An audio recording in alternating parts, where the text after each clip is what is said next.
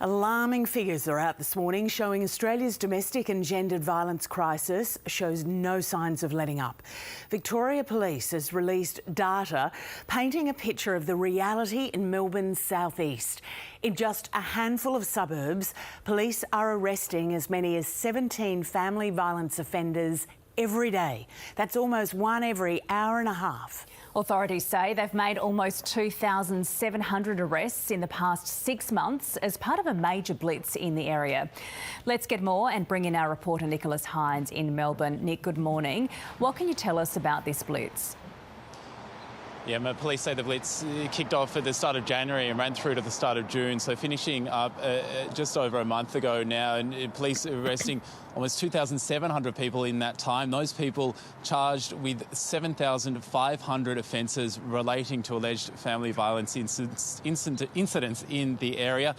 This was a blitz that went across a huge part of southeast Melbourne, covering the local government areas of Casey, Frankston, Greater Dandenong, Mornington Peninsula and Cardinia. Police saying that they were targeting these areas as they have some of the highest gendered and domestic violence offending in the state. Casey topping the list of local government areas in terms of offences over the past year. Police say the blitz involved dedicated operations right across the local government areas over the past 6 months, as well as more proactive checking in on known offenders and victims to ensure there wasn't repeat offending happening that was being undetected. And they say there was a lot of that, unfortunately, occurring. Some horrible stories, of course, coming out from the blitz that has taken place. In one incident, a man in his 40s attacking his partner with a machete, injuring her hand, police arresting him and then learning that he'd repeatedly been breaching intervention orders taken out against him.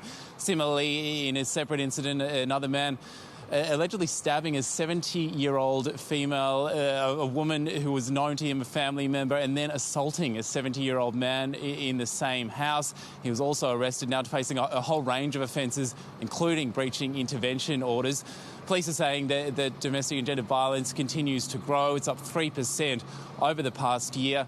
They say, though, that is not potentially the worst news. It means more people are coming forward, and they are really encouraging anyone who is at risk to come forward, to seek help, to be connected with support services, but also anyone worried about their own behaviour to seek help. They are saying there is support out there to try and curb what is a very serious issue. Yeah, it certainly is. Nicholas Hines, thank you. I want to take you to Canberra now because there are two pretty big stories kicking around there. We'll get the latest on the last sitting week before the winter break in a second. But first, a 20-month-long probe into Australia's corporate watchdog has delivered a scathing report saying ASIC's got bad culture. And it's so bad it's unable to do its job prosecuting white-collar crime. Nicole Hegarty joins us from Parliament House. Good morning to you, Nicole. So talk us through the main findings of this review. Good morning, Lisa. Well, as you say, this was a long-standing inquiry running for some 20 months. It's also not the first inquiry of this nature into ASIC, the regulator body here. It found that ASIC continues to consistently fail to prosecute serious breaches of codes of conduct. It says that offenders who conduct alleged misconduct and whose matters are reported are often left there. There's often no further action taken. It was also critical of the scale of enforcement action when it is actually gone to step through to that process, progressed to that stage, arguing it is often at odds with the seriousness of the offending in this case. It's recommended splitting the regulator into two and prioritising litigation of all serious suspected breaches rather than some, or as the inquiry has said, very few. Lisa? And Nicole, we're expecting major developments on another big story, the case of suspended Labor Senator Fatima Payman. That's right, Lisa. So this has been going on for more than a week now. Last week, Senator Payman crossed the floor, which meant splitting with the government and breaching Labor's long-held policy that the party is to vote as one contingent rather than splintering off. She split with the party on the issue or the question of when to recognise Palestinian statehood, Labor vowing to do so as part of a broader peace process. The PM yesterday went to some of these suggestions that we've been hearing, including from Senator Payman herself, that she would take this week to consider her future, suggesting that that announcement could be imminent. Senator Payman, of course, has made a decision to place herself outside the Labor Party. That's a decision that she made. I expect further announcements in coming days, which will explain exactly what the strategy has been over now more than a month.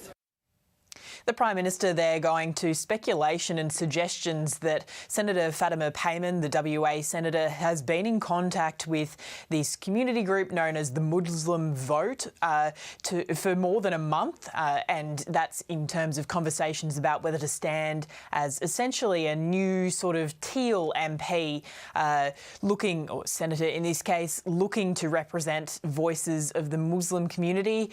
Some are particularly upset at the way that the government and opposition have responded to the ongoing conflict in Israel-Gaza. We've also heard today some concerns from fellow Labor MPs about Senator Payman referencing being led by God in terms of her decision to cross the floor, Lisa. So lots to happen here, and we'll wait with bated breath to find out exactly what does happen later today. All right, thank you, Nicole.